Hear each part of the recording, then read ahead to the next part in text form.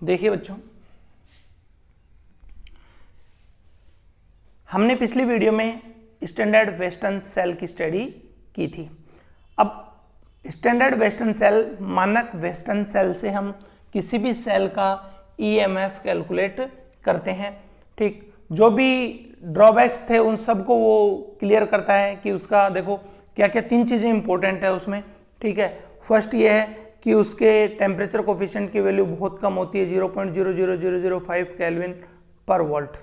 ठीक है, दूसरा वो रिवर्सिबल होता है। ठीक है, तीसरा उसका ईएमएफ जो है वो कांस्टेंट रहता है, कंसंट्रेशन चेंज होने से ठीक है उसके ईएमएफ की वैल्यू चेंज नहीं होती।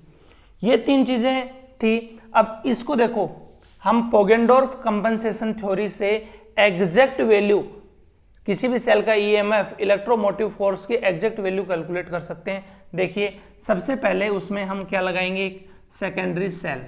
ऊपर क्या लगा दिया हमने, एक सेकेंडरी सेल। इसके नीचे एक मीटर स्केल,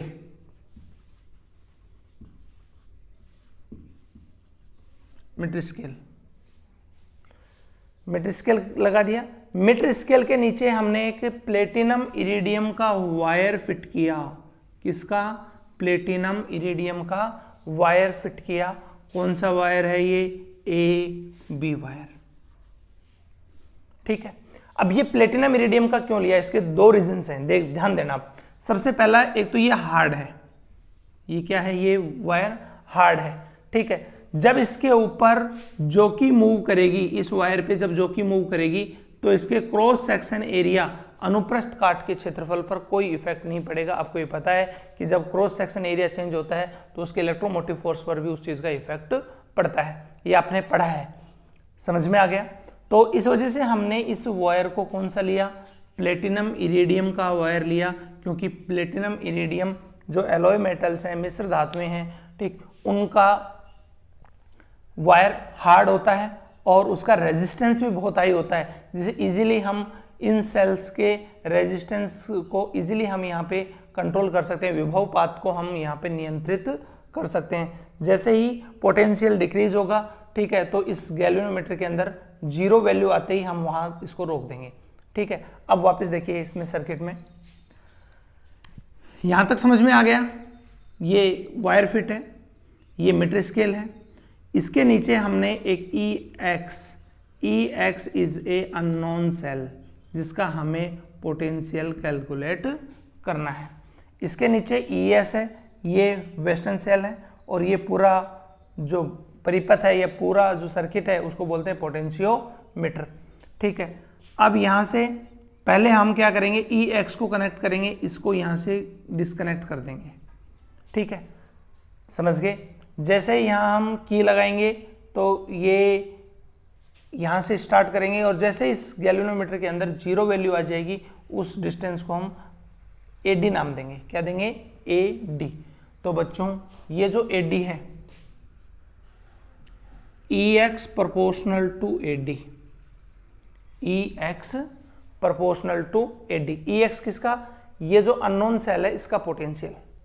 ठीक है, इसका पोटेंशियल किस पर डिपेंड करेगा? ये जो AD डिस्टेंस कवर की है, किसने? की, जो कि ने जो ये डिस्टेंस कवर की है। ठीक है, दिस इज AD। ठीक है, EX directly proportional to AD, इसको दे दो इक्वेशन नंबर फर्स्ट। अब देखो सर्किट के अंदर परिपथ में हमने ES वेस्टर्न सेल भी ऐड कर दिया। अब देखो दोनों सेल ऐड है। ठीक है, अब तो ऑब्वियसली इसका जो पोटेंशियल है वो आगे जाएगा। अब यहां तक गया तो ये जो डिस्टेंस है, this distance is AD dash, this distance is AD dash. ठीक है, and AD dash is directly proportional to ES, या हम इसको ऐसे भी बोल सकते हैं, ES directly proportional to AD dash. ठीक है, इसको दे दो इक्वेशन नंबर 2। ठीक है बच्चों, यहां तक की चीज क्लियर हो गई आपको। ठीक, अब यहां से हम प्रोपोर्शनल हटाएंगे, एक कांस्टेंट काम मिलेंगे, और 1/2 इक्वेशन, तो क्या हो जाएगा बच्चों, E X upon E S directly equal to A D upon A D dash. यहाँ से क्रॉस मल्टीपल करो, क्या हो जाएगा, E X into A D dash is equal to E S into A D. यहाँ से ई एक्स आपको calculate करना है, तो क्या हो जाएगा, ई S into A D upon A D dash. इस फॉर्मूले से हम ई एक्स का अननोन सेल का पोटेंशियल कैलकुलेट कर सकते हैं। इसको बोलते हैं हम पोगेंडोर्फ कंपनसेशन थ्योरी, हिंदी में पोगेंडोर्फ संपूरक सिद्धांत। पोगेंडोर्फ संपूरक सिद्धांत। इस तरीके से हम किसी भी सेल का ईएमएफ कैलकुलेट कर सकते हैं।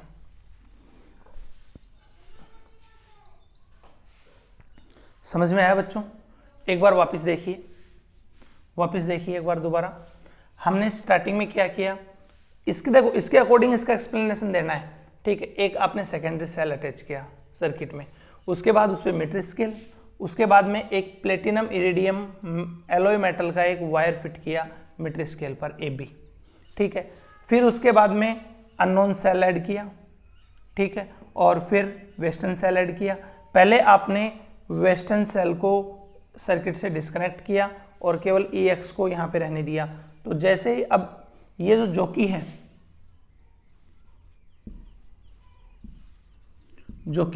इस जॉकी को इसके ऊपर आप चलाएंगे, लेके जाएंगे, मूव करेंगे।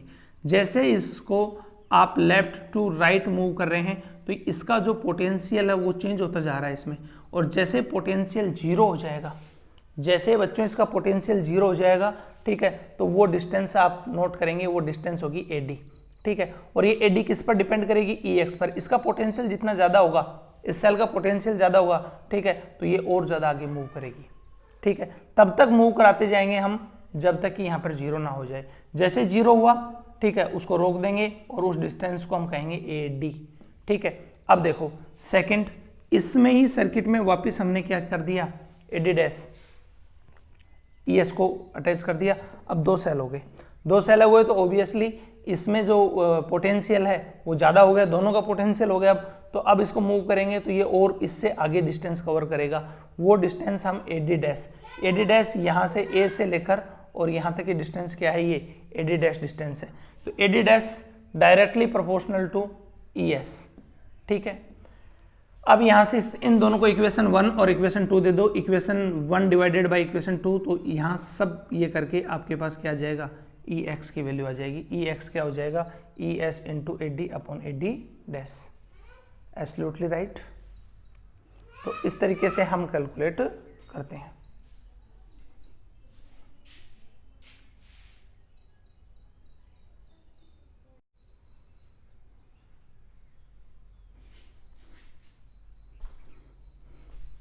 देखो बच्चों, इलेक्ट्रोमोटिव फोर्स EMF,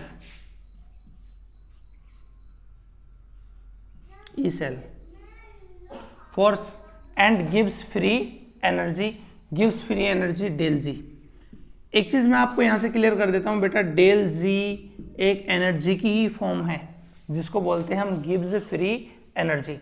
ये गिव फ्री एनर्जी क्या होती है, देखो ध्यान से समझिए। गिव्स फ्री एनर्जी किसी भी सेल प्रोसेस के लिए ये नेगेटिव होती है, पहली बात तो पढ़ा है आपने ये, ठीक है। और ये जो सेल का EMF है E, उसके और उसमें कितने इलेक्ट्रॉन ट्रांसफर हो रहे हैं और फैराडे, इनका मल्टीपल, ये इक्वल टू होता है वर्क, ठीक है। W डिनोटेड बाय वर्क, ठीक है। यहां से समझिए वर्क को किससे डिनोट करते हैं हम, W से डिनोट करते हैं। ये आपको समझ में आ गया।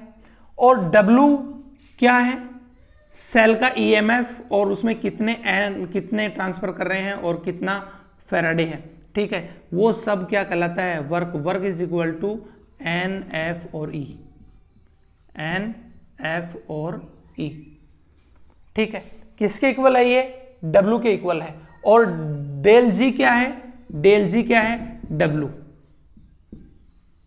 ठीक है। और सेल प्रोसेस के लिए क्या आ जाएगी, माइनस डेल जी, तो माइनस डेल जी को उधर करेंगे तो क्या हो जाएगा, ये माइनस डब्ल्यू, डब्ल्यू की जगह आप ये वैल्यू पुट कर दो कि डेल जी बराबर क्या हो जाएगी, माइनस एन ई और एफ या एन एफ और ई, ठीक है। अगर स्टैंडर्ड कंडीशंस हैं तो उसको बोलेंगे हम del G naught, standard condition है तो del G naught, del G naught equal to minus n F E, और यहाँ पे ई भी क्या हो जाएगा, स्टैंडर्ड हो जाएगा, ठीक है। तो बच्चों यहाँ से हम इससे न्यूमेरिकल आते हैं, ठीक है। इससे हम अगर एन की वैल्यू है, फैराडे की वैल्यू फिक्स है, ठीक है, और ई नॉट अगर आपके पास है तो डेल जी नॉट कैलकुलेट कर सकते हैं, ठीक है। या आप तो इस फॉर्मूले को याद रखो कि del G is equal to minus n F E, ठीक। इस फॉर्मूले से हम डेल जी की वैल्यू कैलकुलेट कर सकते हैं, ई की वैल्यू भी कैलकुलेट कर सकते हैं। यहाँ से ई क्या हो जाएगा, यहाँ से ई हो जाएगा डेल जी अपॉन एन एफ माइनस का, ठीक है।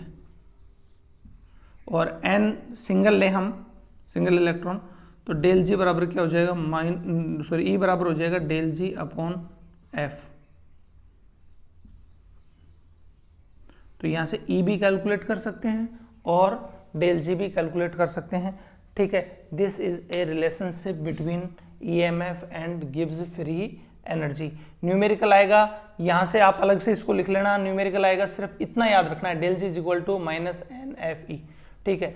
आगे का जो टॉपिक है वो भी इसी पे डिपेंड करेगा कि del G is equal to minus n F E. यहाँ पे सीधी चीजें होगी, ई की वैल्यू दी जाएगी, एफ 96,500 हो जाएगा, और एन की वैल्यू आप इक्वेशन से पता ही चल जाएगा आपको कितने इलेक्ट्रॉन ट्रांसफर हो रहे हैं, ठीक है। और del G gives free energy है, n number of electrons, F Faraday, E cell का पोटेंशियल, ठीक है बच्चों, समझ में आया। तो ये रिलेशनशिप था किसमें, ई एम एफ और गिव्स फ्री एनर्जी।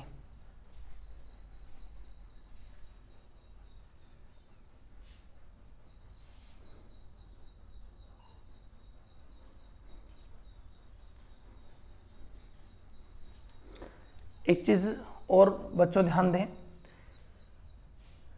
एक नैनसेट इक्वेशन है वो भी इसी पे डिपेंड है, ठीक है। अगला टॉपिक अपना नैनसेट इक्वेशन आएगा जो हम कर लेंगे उसको।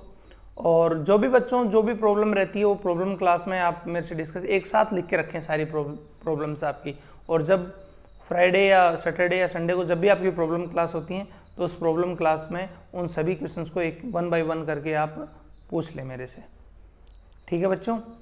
और होमवर्क को आप कंटिन्यू करते रहें, पीडीएफ मैं आपको सेंड कर ही रहा हूँ, ठीक है। उस पीडीएफ के अकॉर्डिंग उनको होमवर्क को आप कर लें।